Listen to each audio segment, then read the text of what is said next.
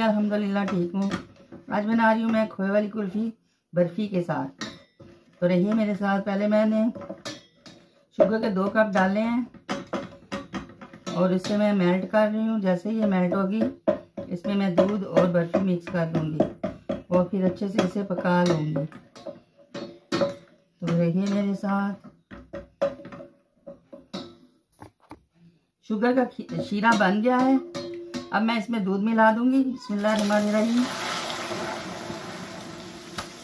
1 kilo दूध डालूंगी और ये साथ ही मेल्ट होता जाएगा। शुगर जो इसमें डाली है वो इसमें मिक्स हो जाएगी।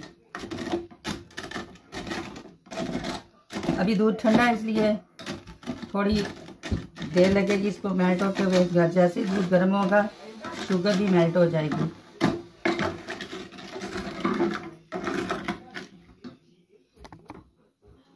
ज़्यादातर लोग इसमें मैदा डालते हैं घोल के, लेकिन मैं खोए वाली बर्फ़ी डाल रही हूँ। इससे बहुत ही अच्छी क्रीमी और दानेदार बनेगी खोए वाली कुल्फ़ी।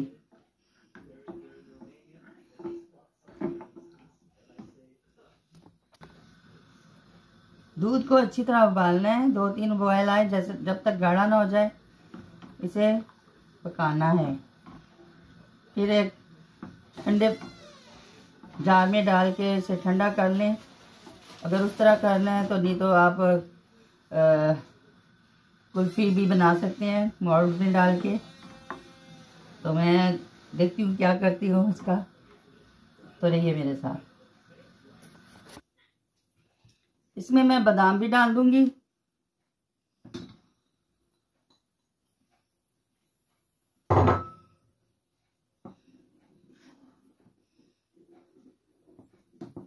दो 3 बार इसे बॉयल आ जाए मोटे मोटे तो फिर इसे मैं ठंडा करके फिर बताती हूँ आपको। अब ये रेडी है।